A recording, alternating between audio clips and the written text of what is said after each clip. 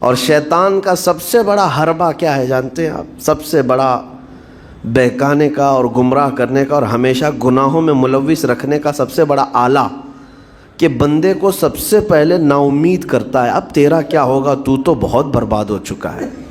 یہ جو خیال شیطان ڈالتا ہے دل میں، اس کے بعد پھر وہ بندہ جری ہو جاتا ہے، اب میرے توبہ سے بھی کچھ ہونے والا نہیں ہے، جو جس طرح زندگی چل رہی چلنے دو، ارے 50 سال ہو گئے اب تک میں یہی کرتا رہا، اب کیا سدھروں۔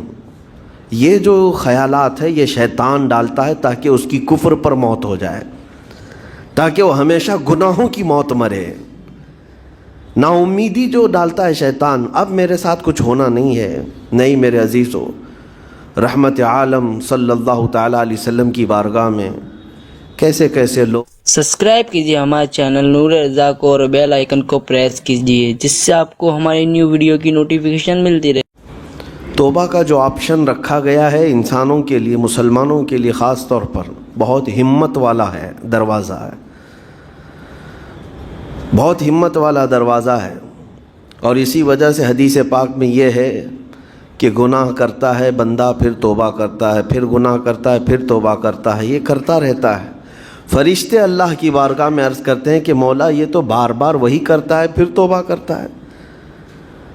اگر ہمارے ساتھ کوئی غلطی ایک بار دو بار کر دے، تیسری بار تو ہم اسے چھوڑیں گے بھی نہیں۔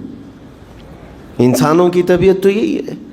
لیکن بندہ جب بار بار ایک خطا کرتا ہے اور پھر توبہ کرتا ہے، پھر خطا پھر توبہ، تو فرشتے جب اللہ کی بارگاہ میں یہ عرض کرتے ہیں کہ یہ مولا یہ ہر بار یہی کرتا ہے، تو جانتے ہیں پروردگار عالم کیا فرماتا ہے؟ ارشاد فرماتا ہے، اے میرے فرشتوں، میرا بندہ مجھے رحمان سمجھتا ہے اس لیے بار بار توبہ کرتا ہے،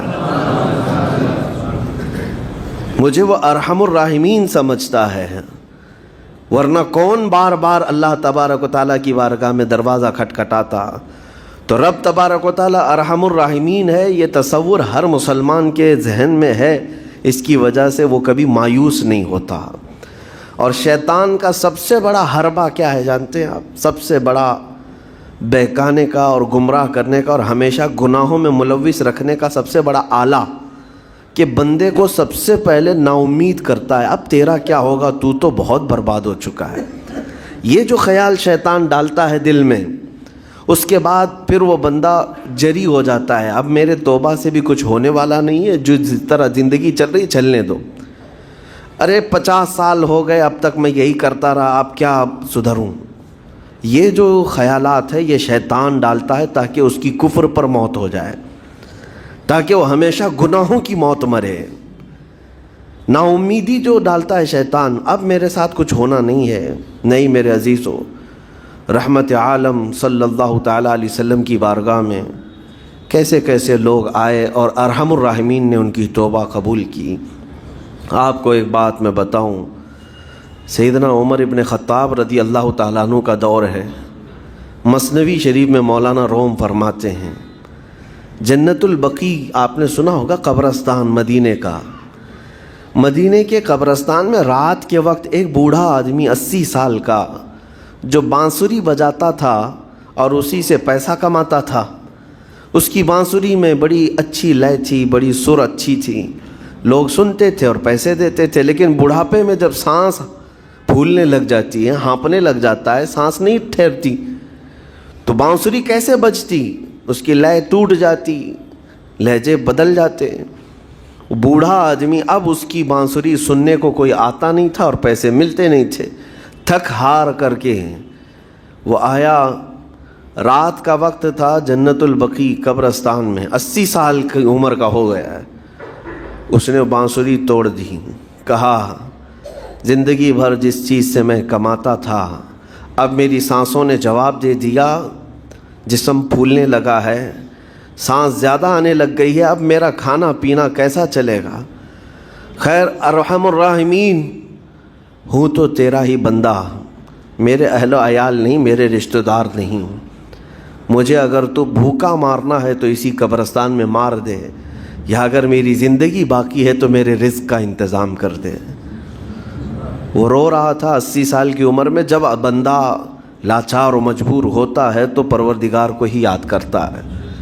جانتے ہیں عمر ابن خطاب رضی اللہ تعالیٰ عنہ امیر المومنین مسجد نبوی میں تھے اور ان کی آنکھ لگی تھی، خواب میں رسول پاک صلی اللہ تعالیٰ علیہ وسلم تشریف لائے. کہا عمر اللہ کا حکم ہے جنت البقیع میں جاؤ، ایک بھوکا آدمی کھڑا ہے، اپنے گھر سے کھانا لے جاؤ اور اس کی ضرورت کا انتظام کرو. نیند کھلی تو آپ نے دیکھا اللہ کے حبیب صلی اللہ علیہ وسلم کی طرف سے حکم آیا اور رب ذوالجلال کا حکم ہے. گھر سے عمدہ کھانا لیا، توشادان لے کر کے، کچھ مال و متاع بھی لے کر قبرستان میں گئے، ڈھونڈا کون ہے یہاں پر، تو دیکھا کہ ایک ہانپتا کانپتا ہوا 80 سال کا بوڑھا روتا ہوا نظر آیا. امیر المومنین اپنے ہاتھ میں توشادان لے کر اس کے قریب گئے. کہا تو بھوکا ہے؟ کہا ہاں بھوکا ہوں. بیٹھ چل میں تجھے کھلاتا ہوں. دسترخوان بچھا کر اسے اپنے ہاتھوں سے کھلایا اور اسے اپنی ضرورت کے مطابق جو ضروریات تھیں اس کی ضرورت کے مطابق وہ ساری چیزیں دی. وہ بوڑھا پوچھتا ہے آپ کون ہیں؟ حضرت عمر فاروق نے کہا میں عمر ابن خطاب ہوں. وہ ڈر گیا. حضرت عمر سے کون نہیں ڈرتا تھا کہ کہیں یہ کھلا پلا کر کے مجھے کوڑے نہ ماریں کہ زندگی بھر بانسری بجانے والا آج پکڑا گیا ہے، ہاں آج مجھے یہ سزا نہ دے دے. وہ کانپنے لگا. کہا کہ آپ یہاں کیسے؟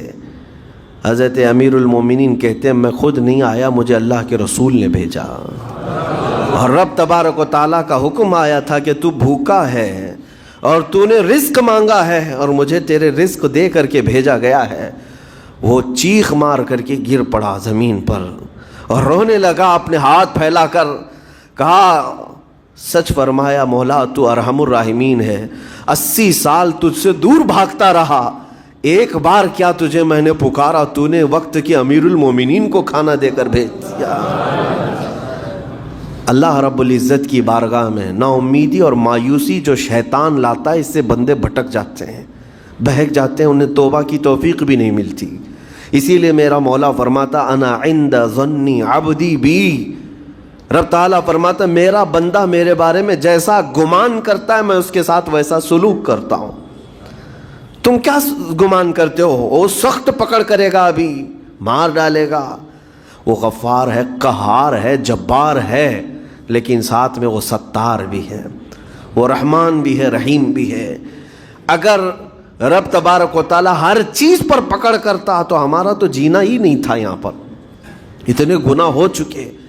اور وہ رب تعالیٰ فرماتا وسعت رحمتی کل شیء، میری رحمت نے ہر چیز کو گھیر رکھا ہے. اللہ رب العزت بندوں کو معاف کرنے کا اظہار زیادہ فرماتا ہے.